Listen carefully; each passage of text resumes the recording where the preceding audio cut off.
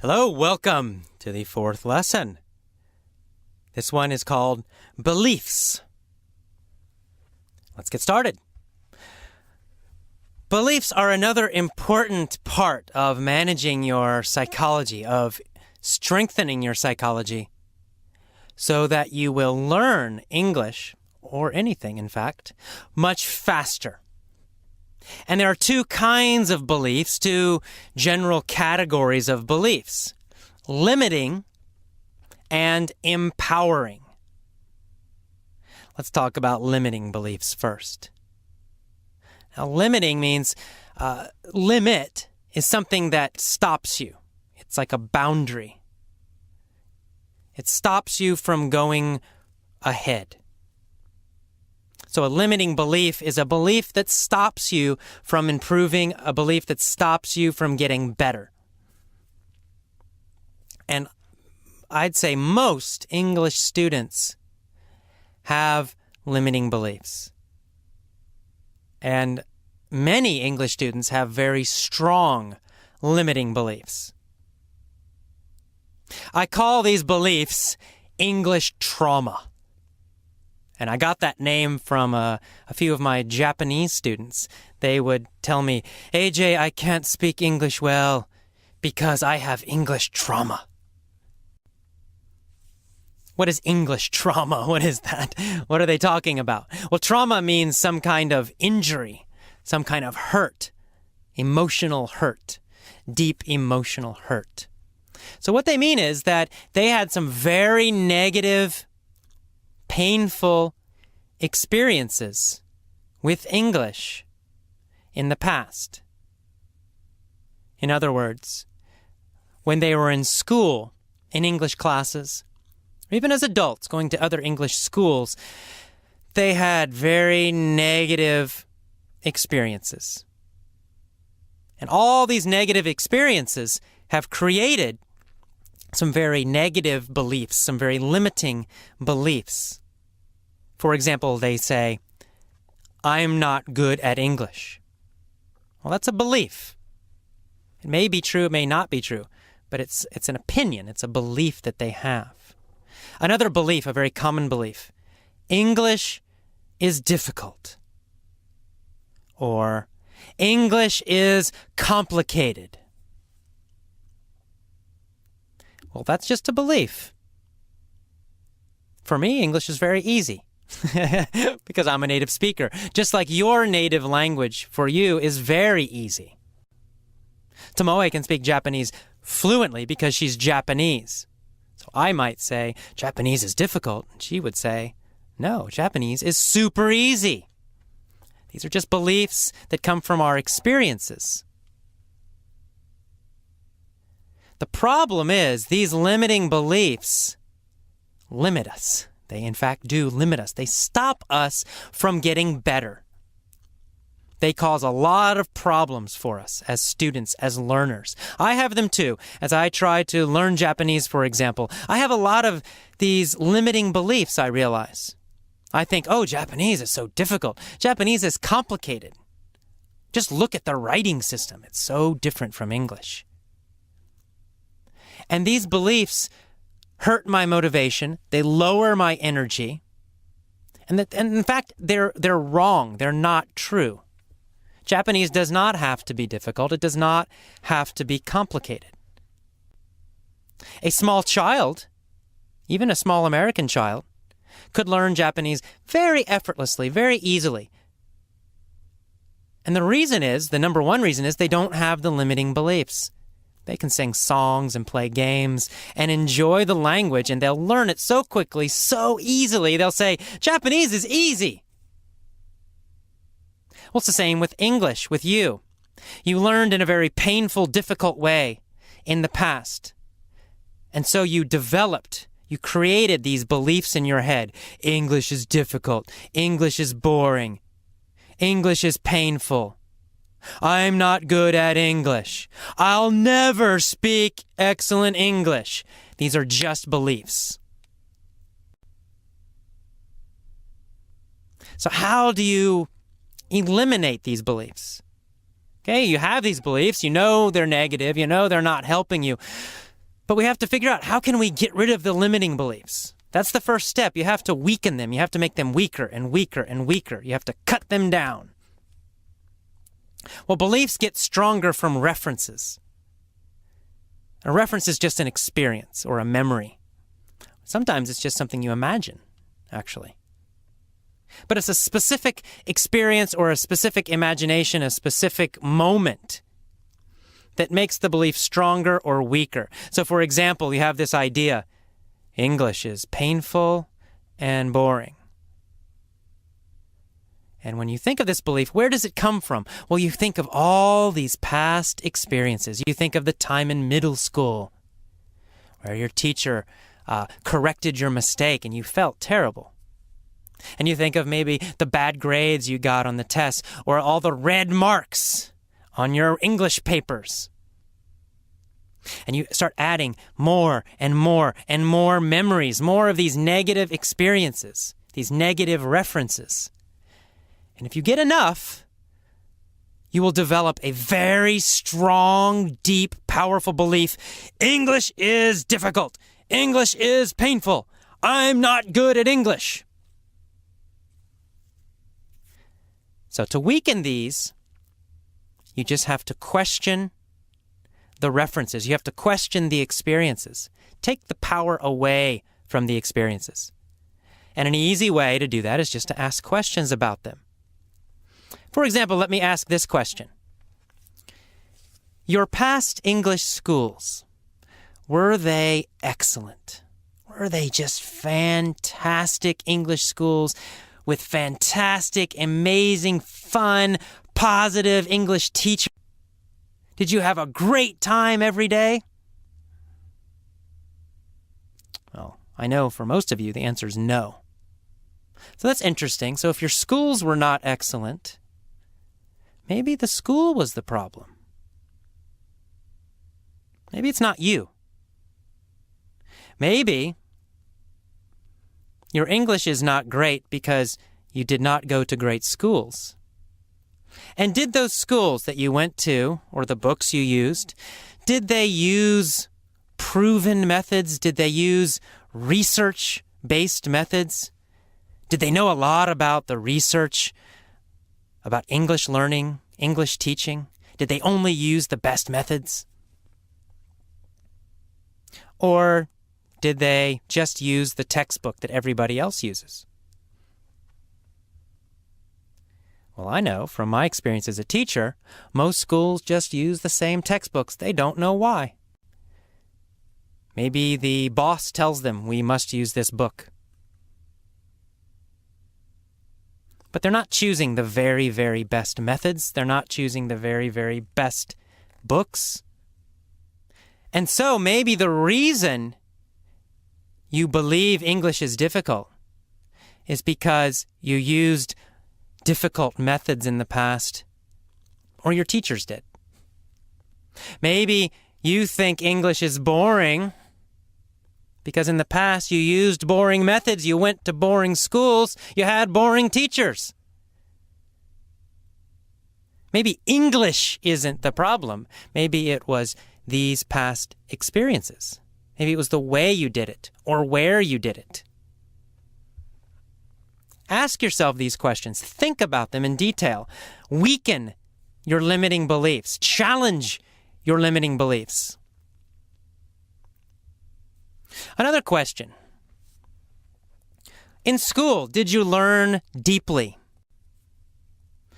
Now, for example, did you take one chapter in your book and learn it for a long time so that you totally mastered it, so that you knew it completely 100% and never forgot it? Probably not. Most schools I have seen and the ones I've taught in, it's quite the opposite. The teachers go very, very, very quickly. You learn one chapter in your book, boom, after 1 week, on to the next one and the next one. Each chapter has so many new words, so much new grammar. For example, my experience with Spanish in high school and university. So I took Spanish. I've had a total of maybe 2 years of Spanish. But I forgot it all because we never learn deeply. They just tried to make us learn as many words as possible. A lot of words, a lot of words, a lot of grammar, very, very fast. And then, of course, I forgot everything. How about you? Did you learn deeply in your schools?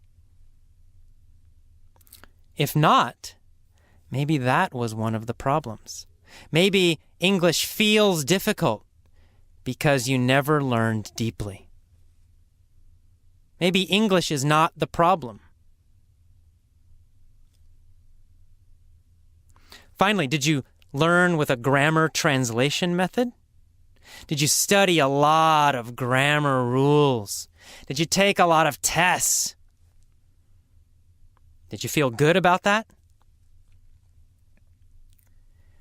Again, maybe the method was the problem. Maybe the school was the problem, not English. So think about these questions and think about them every day. Think about them a lot, especially this week as you listen to lesson number 4. I want you to think about these questions again and again and again and really be honest about it. And start to destroy these limiting beliefs. Get rid of them. They're wrong. English is not difficult. English is not painful. English is not boring. It's only a belief. It's only a past experience. You can change that now and in the future. So let's do that. Let's talk now about empowering beliefs, the positive side. So to empower, the verb to empower means to make stronger. It means to give power to another person. Or in this case, it means the beliefs give you power. An empowering belief is a belief that makes you feel powerful, that gives you power. That's the kind of beliefs you want, and you need to choose them. You must decide which beliefs will make you stronger. For example, here's an empowering belief. You can replace your old limiting belief, add this one instead. You can say, my brain is a natural language learning machine. Because that's what all of the scientific research shows. Our brain naturally learns languages. It is designed to learn language. It should be easy. It should be effortless. It should feel good. You learned your native language that way. It wasn't difficult, was it? English was easy for me to learn because I did it in a totally natural way. And the more naturally I try to learn Japanese, for example, or Spanish, the easier it feels. So that's a new belief, and you should write it down. Think about it. Write down this idea, this belief. My brain is a natural language learning machine. Think about it every day. Decide to choose that belief. Here's another belief you might decide to choose. English can be fun and effortless. English can be fun and effortless. That's an empowering belief, and it's also true. You can think of a lot of examples for this. Some of these mini stories you're listening to, right? They're fun. They're stupid sometimes. They're crazy sometimes. But they're not serious. English can be fun and effortless. That's an empowering belief you want to choose, and you want to remember it every day. And to make these beliefs stronger, you need experiences. Remember, you need references. You need examples that prove the belief. So I'm going to give you some examples, and you can find more. Go find people who speak English very well. Or maybe even who've learned another language very well. I'll give you one of my favorite examples. Steve Kaufman of The Linguist speaks, I believe, 12 languages now. And what you do, find these people and look at their beliefs. I'll tell you some of his beliefs because he's a friend. I've talked to him a number of times. And Steve believes, for example, that language learning is easy and effortless. That's his belief. He's a native English speaker. He speaks Cantonese. He speaks Mandarin. He speaks Japanese. He speaks Russian. These are all supposedly difficult languages. For him, they're not difficult. They're easy and effortless. It's a very strong belief he has. Another belief he has is that you must learn language naturally, and you must focus on meaning. So in other words, he doesn't focus on the grammar. He's not focusing on boring textbooks. He's reading interesting things that he enjoys. He's listening to interesting things that he enjoys. So, for him, language learning is interesting. What's really interesting for me is that these are the same beliefs that all of my best students have. They all have these same ideas. The best students, the ones who learn the fastest, the ones who have the best test scores, the ones with the best speaking, they all believe these things. They all believe that English is fun, interesting, and effortless. They all believe that language learning is natural. They all believe that they should focus on the meaning, not on the grammar and the little pieces of the language. So if you want to be like these successful people, you need to think like them. You need to have the same beliefs as them. So here's what I want you to do. Here's your homework. This is the last thing, the last part of this lesson. What I want you to do is write down 2, 3, 4 empowering beliefs, beliefs that give you power about English. Maybe, my brain is a natural language learning machine. Maybe English can be fun and effortless. Maybe I love English. I don't know. Write down 2, 3, 4 empowering beliefs about English.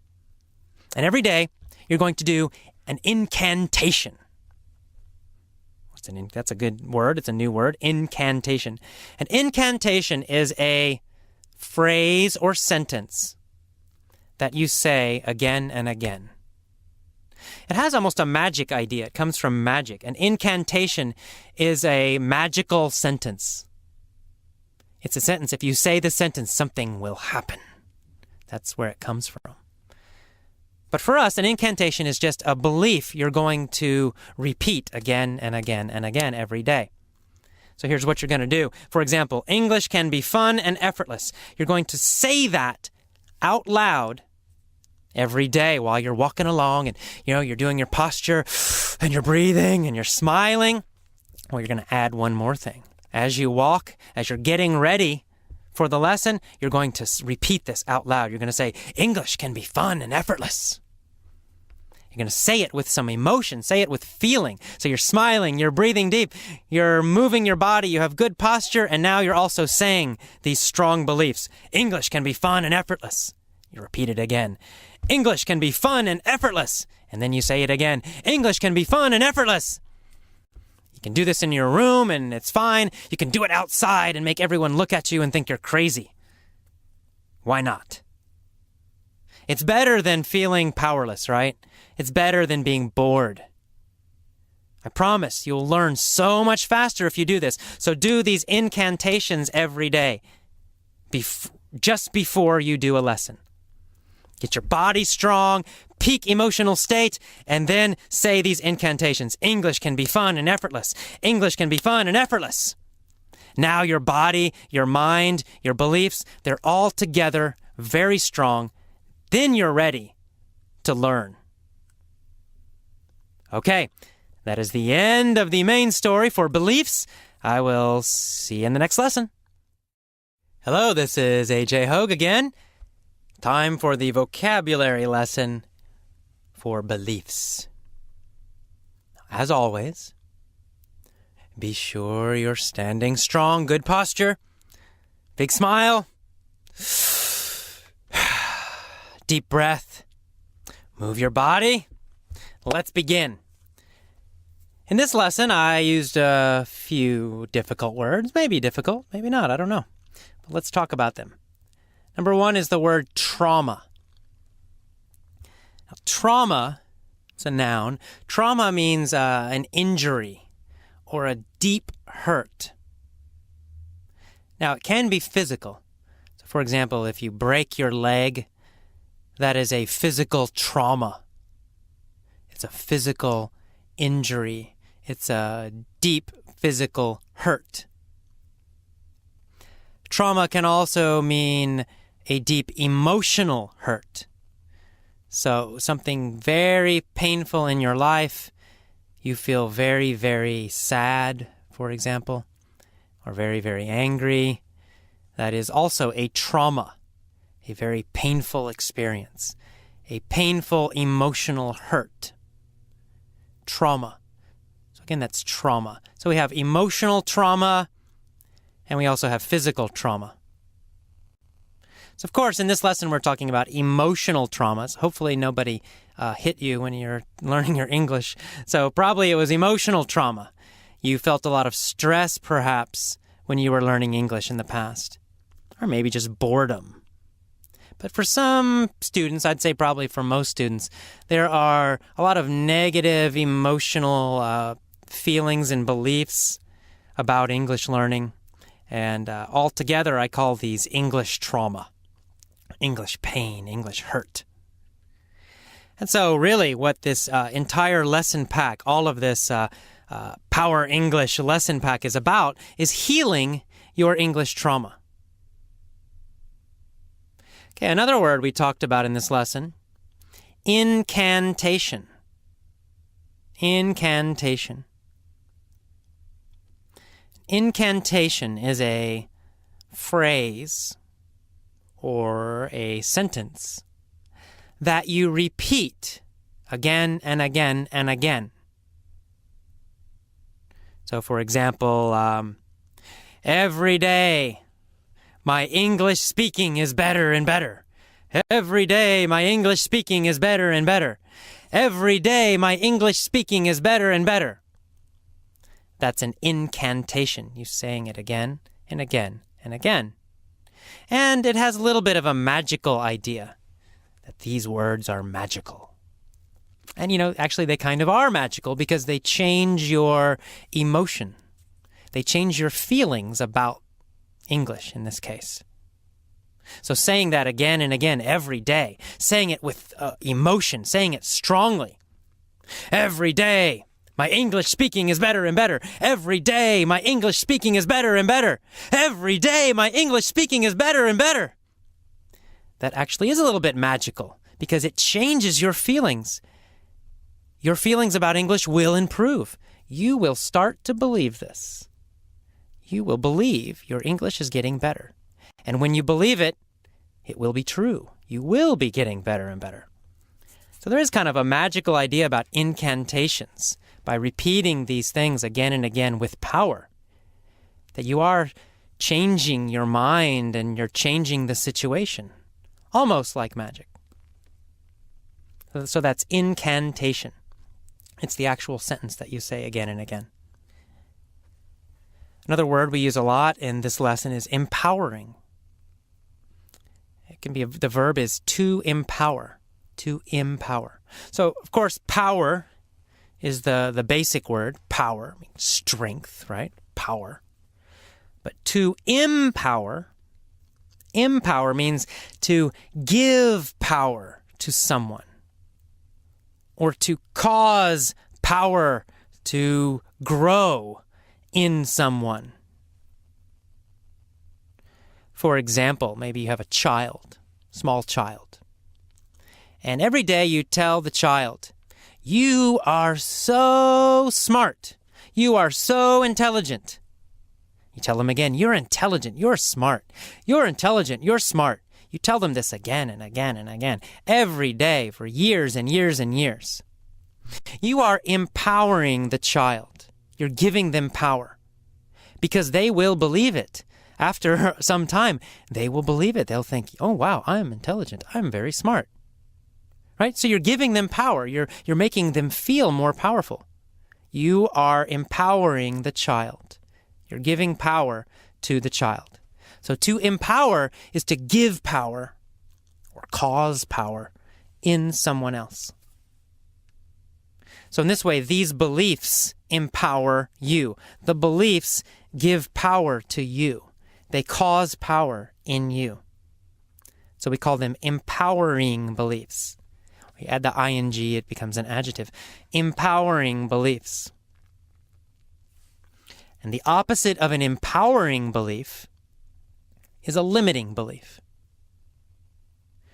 And in the lesson I talked about, limiting means stopping. A limit is something that stops you. It's kind of like a border, a boundary. You can't go past it. So a limiting belief is a belief that stops you. It prevents you from doing something. So in this case, limiting beliefs prevent you, stop you from speaking excellent English. The belief stops you.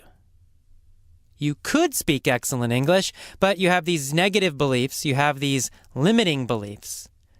And so you are stopped, you're prevented. You cannot do it.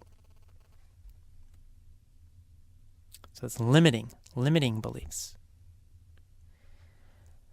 Our next word is complicated. It's a pretty common word, complicated. It's similar to complex. Complex and complicated, very close in meaning, very similar. And they are the opposite of simple. So simple and complicated are opposites. Complicated means not simple. It means there's a lot of little pieces. Right? If something is simple, maybe there's just one piece. It's very easy to understand. But if something is complicated, there are many little pieces to it, part of it. It's difficult to understand all of them. So some people think English is complicated. Oh my God, nouns and verbs in the past progressive and the future tense and the past perfect progressive and all these grammar terms, and oh my God, it's so complicated. And it is complicated if you learn that way. If you try to memorize, if you try to think about all these little grammar rules, then absolutely, yes, it will feel complicated. But luckily, it's not necessary. You don't need to do that. English can feel simple. Finally, we have the word reference. Reference or references. A reference is an example. That can have different meanings in different situations. But here, it means an example, a specific example of something. So you have this belief, English is painful.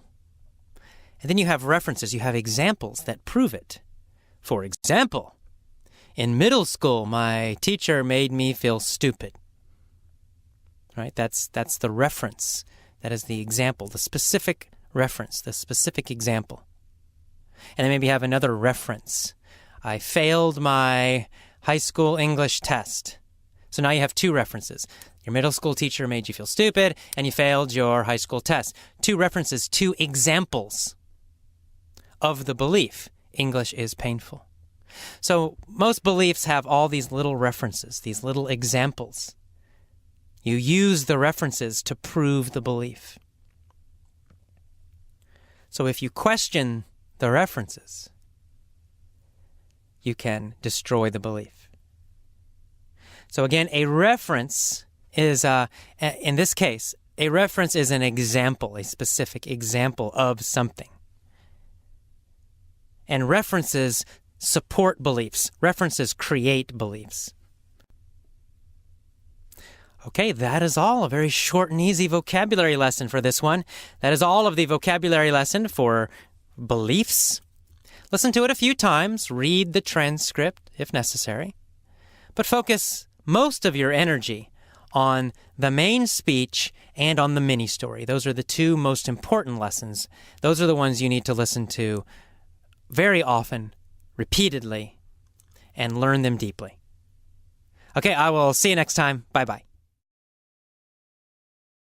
Hello, this is AJ Hogue, and this is the mini story for beliefs.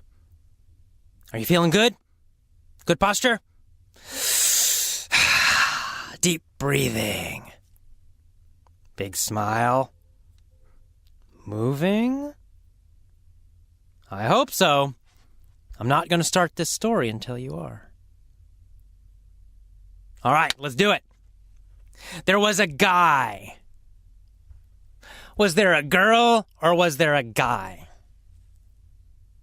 Oh, a guy. I just said it. There was a guy, and what was his name? Was his name Bill? No. What was his name?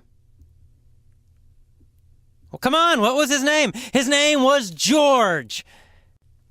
There was a guy, and his name was George. And George, of course, had a problem.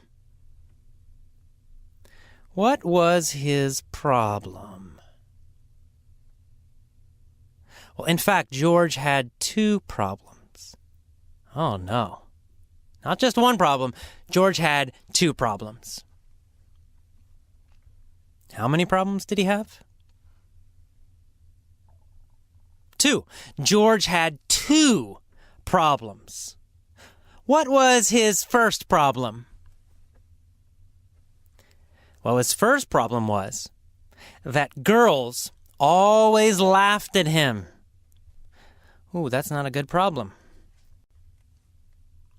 Who always laughed at George? Girls, all women. They all laughed at George. How often did girls laugh at George? Well, always. Every time he talked to them. They always laughed at him. What did they always do? They laughed at him. They always laughed at him. They always laughed at George. That's right. Girls always laughed at George. Whew, so that was his first problem. What was his second problem?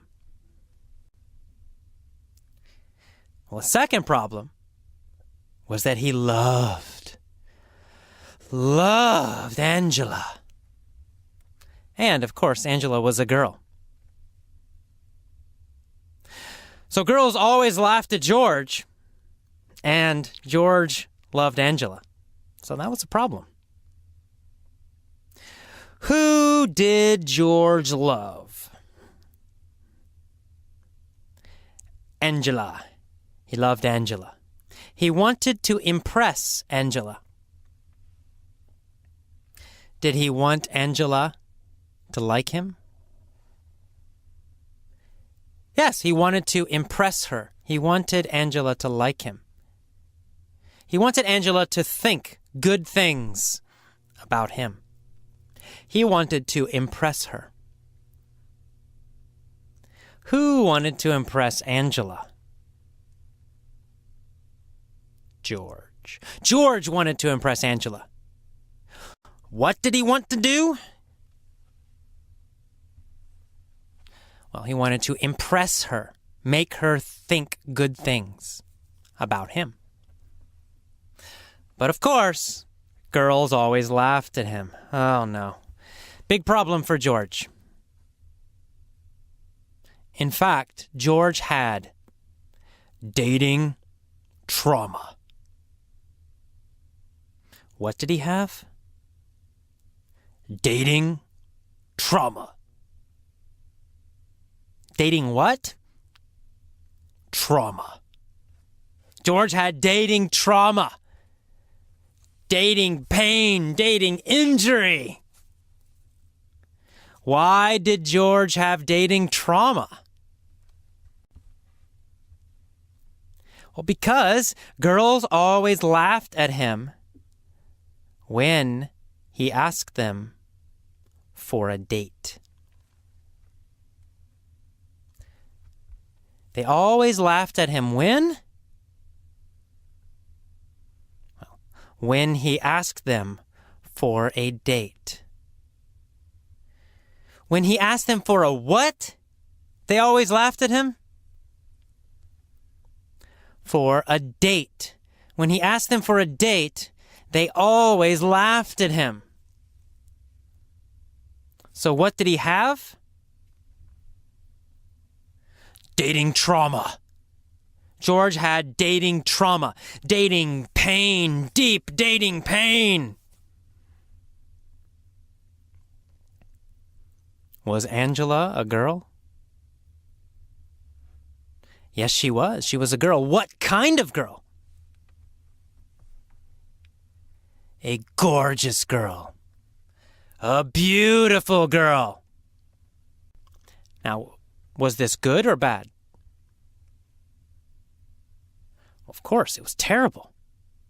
Beautiful girls laughed even more at George. Did beautiful girls laugh more or less at George?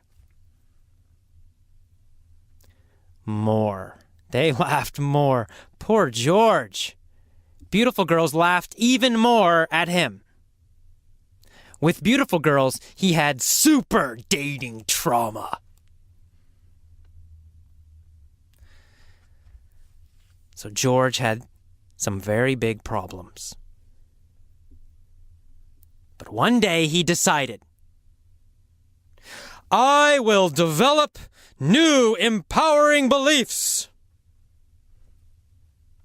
What did he say? Well, he said, I will develop new empowering beliefs. What kind of beliefs was he going to get? Empowering beliefs. He was going to get empowering beliefs. He was going to develop empowering beliefs. Was he going to develop old, empowering beliefs? No, not old. His old beliefs were negative. His old beliefs were limiting. He was going to develop new, empowering beliefs.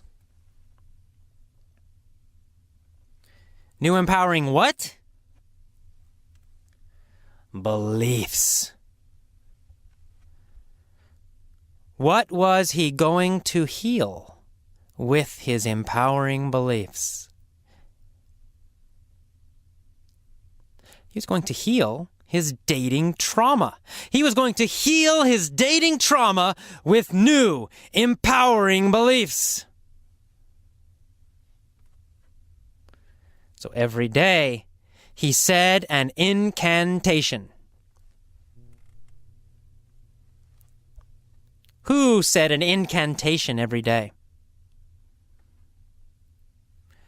George. George said a new incantation every day. When did he do it? How often? Every day. Every day he said a new incantation. What was the incantation? Do you know? I'll tell you. His incantation was, I'm handsome and I'm cool. Every day, George looked in the mirror and he said, I'm handsome and I'm cool. It was his incantation. He said it all the time. He was eating breakfast. He said, I'm handsome and I'm cool. When he was walking to work, he said, I'm handsome and I'm cool. During lunch, he said, I'm handsome and I'm cool. Going home from work, he said, I'm handsome and I'm cool. Eating dinner, watching TV, all the time, every day, he said the same incantation. I'm handsome and I'm cool. What was his incantation? His incantation was, I'm handsome and I'm cool. He repeated it again and again and again and again. It was an incantation. He started to believe it. So he started to go to the gym. He went to the gym every day. At the gym, he worked out. He lifted weights. He exercised. What did he say when he was exercising? He said his incantation, of course. He said, "I'm handsome and I'm cool." And he exercised. "I'm handsome and I'm cool." And he exercised. "I'm handsome and I'm cool." And he exercised. He got stronger. Then he went to a public speaking class. He learned how to speak to people. And before every speech, what did he say? You know. He said his incantation. He said, "Hi, I'm George, and I'm handsome, and I'm cool." And then he gave his speech. And when he finished, he said, "Thank you. I'm George, and I'm handsome, and I'm cool." He became stronger. His speaking got better and better and better. And one day, amazingly, he was handsome. And one day, amazingly, he was cool. He walked over to Angela's apartment. He knocked on the door. She answered. He said, "Hi, I'm George. I'm handsome and I'm cool, and I want you." Of course, she yelled, "You bet! You're hot! I love you!" What did she say? She said, "You bet." You bet means, of course, definitely, I agree. If you say, "You bet," it means, you're awesome. I agree with you. So she said, "I agree, definitely." She said, "You bet." And she said, "You're hot." She said to George, "You're hot." Hot means sexy. Hot means handsome and sexy. Or for a woman, beautiful and sexy. So she said, "I agree, you're sexy." She said, "You bet, you're hot." George was very happy. And of course, he was handsome and cool. All right, that is the end of the mini story for beliefs. As always, listen to it many times. When you listen, strong posture, big smile, deep breaths, and move. And if you want to, you can be like George. You can say, "I am a great English speaker," in the morning. During lunch, you can say, "I am a great English speaker." At work, you can say, "Hi, how you doing? I'm a great English speaker." When you answer the phone, you can say, "Hello, I'm a great English speaker." When you go home in the train, tell everybody on the train, "Hi, I'm a great English speaker. How are you?" And when you get home, jump around your house. Tell your girlfriend, tell your wife, tell your husband, tell your kids, "I'm a great English speaker." And before you go to bed, look in the mirror and say, "Hi, I'm a great English speaker." You might actually believe it. It might come true. All right, I'll see you next time. Bye-bye.